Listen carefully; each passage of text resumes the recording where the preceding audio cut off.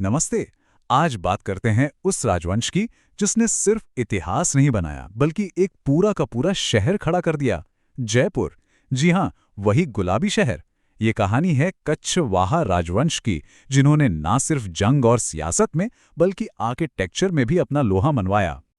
सोचिए, जब कोई जयपुर की उन खूबसूरत बिल्कुल सलीके से बनी सड़कों को देखता है तो मन में एक सवाल तो आता ही होगा कि भाई आखिर इसे बनाया किसने, किसकी सोच थी इसके पीछे। इसका जवाब ना इतिहास के एक बहुत ही मजेदार पन्ने में छिपा है। जी हाँ, ये कमाल था कछवाहा राजवंश का। पर रुकिए, ये कहानी सिर्फ तलवारों और जंग की नहीं है। नहीं, ये कहानी है विजन की, स्ट्रैटेजी की और उस कमाल की कारीगरी की जिसने एक पूरे शहर को डिजाइन कर दिया। तो चलिए सबसे पहले बात करते हैं उनकी सबसे बड़ी पहचान की। वो पहचान है एक बिल्डर की, एक निर्माता की। और सच पूछिए तो कछवाहों को आज भी सबसे ज्यादा जयपुर के निर्माता के तौर पर ही याद किया जाता है। लेकिन सवाल ये है कि ये लोग थे कौन, कहाँ से आए थे? तो चलिए कहानी को बिल्कुल शुरू से पकड़ते हैं और देखते हैं कि इस डायनेस्टी की शुरुआत आखिर हुई कैसे। अच्छा, कछवाहों का मानना था कि वो सूर्यवंशी हैं, मतलब भगवान राम के बेटे कुश के डायरेक्ट वंशज। और देखिए, उस जमाने में ना ये सिर्फ कहने की बात नहीं होती थी। ये तो अपनी सत्ता को, अपने राज को और मजबूत बनाने का एक पावरफुल तरीका था। तो इनका राजपाट कहाँ था? ये था ढूंढाड़ रीजन में, मतलब आज का जो जयपुर, दौसा और आसपास का इलाका है ना, वो सब। और उन्होंने यहाँ अपना राज कैसे कायम किया? उन्होंने यहाँ की जो लोकल मीणा ट्राइब्स थीं, उन्हें हराकर अपने राज्य की नींव डाली। देखिए, इनका राज्य ना रातों रात नहीं बन गया, एक प्रोसेस था। सबसे पहली राजधानी बनी दौसा, फिर ये लोग जमवारामगढ़ शिफ्ट हुए और फिर आया साल 1207 जब उन्होंने आमेर को जीता और उसे एक जबरदस्त किला बना दिया। और यहीं से उनकी सबसे बड़ी क्रिएशन जयपुर की कहानी शुरू होती है। अब जरा इनकी धार्मिक पहचान को भी समझ लेते हैं, जो कि बहुत मजबूत थी। इनकी कुल देवी थीं जमवाय माता और आराध्य देवी थी शिला देवी। और एक बहुत इंटरेस्टिंग बात, यहाँ के राजा खुद को राजा नहीं बल्कि भगवान गोविंद देव जी का दीवान यानी सेवक मानते थे। इसी सोच के साथ वो राज करते थे। तो अब आते हैं कहानी के उस टर्निंग पॉइंट पर, एक ऐसा फैसला जिसने कछवाहा राजवंश की पूरी हिस्ट्री का नक्शा ही बदल दिया, और वो था मुगलों के साथ उनका ऐतिहासिक गठबंधन। अब ये सवाल तो बनता है ना, कि जब ज्यादातर राजपूत किंगडम्स मुगलों से लड़ रहे थे, उनसे लोहा ले रहे थे, तब कछवाहों ने एक बिल्कुल अलग, एक एकदम हटकर रास्ता क्यों चुना, सहयोग का रास्ता क्यों चुना? देखिए, उस दौर में राजपूतों के सामने मोटे तौर पर दो रास्ते थे। एक था मेवाड़ वाला रास्ता, यानी मुगलों से लगातार लड़ते रहने का, और दूसरा था आमेर यानी कछवाहों का रास्ता, यानी सहयोग का रास्ता। कछवाहों ने शायद ये समझा कि लड़ने से बेहतर है साथ मिलकर चलना, और शायद यही सोच उनकी कामयाबी का सबसे बड़ा राज बनी। इस बड़े बदलाव की शुरुआत हुई 1562 में राजा भारमल के साथ। उन्होंने एक बहुत बड़ा कदम उठाया, अपनी बेटी हरखाबाई की शादी मुगल बादशाह अकबर से कर दी।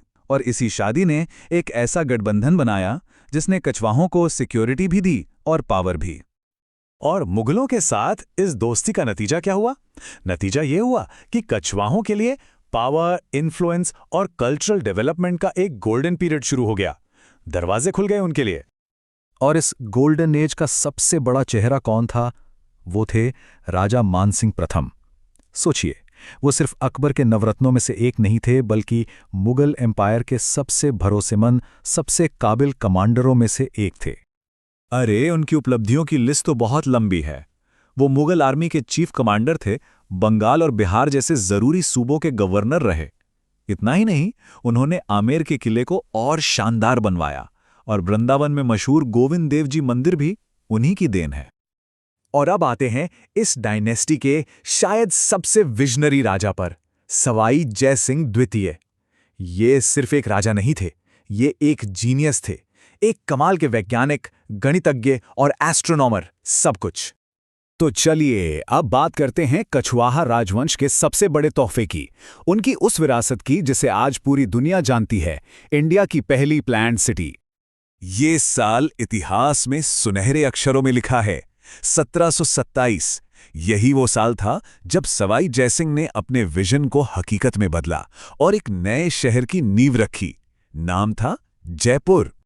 और सुनिए, जयपुर कोई ऐसे ही बसा दिया गया शहर नहीं था। नहीं, इसे उस जमाने की सबसे एडवांस्ड साइंटिफिक और आर्किटेक्चरल प्रिंसिपल्स पर बनाया गया था। ये एक तरह से पुराने भारतीय वास्तुशास्त्र और मॉडर्न सिटी प्लानिंग का एक कमाल का मिक्सचर था। और सवाई जयसिंह का साइंस को लेकर जो पैशन था ना, वो सिर्फ जयपुर शहर तक नहीं रुका। उन्होंने पूरे इंडिया में 5 बड़ी बड़ी एस्ट्रोनॉमिकल ऑब्जर्वेटरीज यानी जंतर मंतर बनवाए।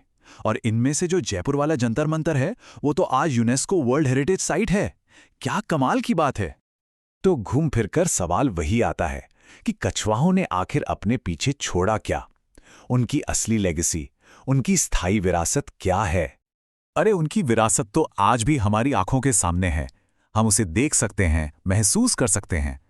आमेर का किला, जयगढ़ का किला और जाहिर है पूरा का पूरा जयपुर शहर, ये सब आज भी उनकी सोच, उनके विजन और कला के लिए उनके प्यार की कहानी सुनाते हैं। लेकिन वक्त हमेशा एक जैसा नहीं रहता। जैसे जैसे मुगल साम्राज्य कमजोर हुआ, कछवाहों की ताकत भी घटने लगी। फिर आया ब्रिटिश राज, जिसमें जयपुर एक प्रिंसली स्टेट बना रहा। और आखिरकार 1949 में जयपुर का विलय आज़ाद भारत में हो गया। और इस तरह एक शानदार राजवंश के शासन का अंत हुआ। कछवाहा राजवंश का एक मोटो था, एक आदर्श वाक्य, यतो धर्मस् ततो जयः। मतलब जहां धर्म है वहीं जीत है। और उनकी कहानी हमें यही तो सिखाती है कि सही स्ट्रैटेजी, साइंस और कंस्ट्रक्शन की ताकत से एक ऐसी लेगेसी बनाई जा सकती है जो सदियों सदियों तक जिंदा रहती है।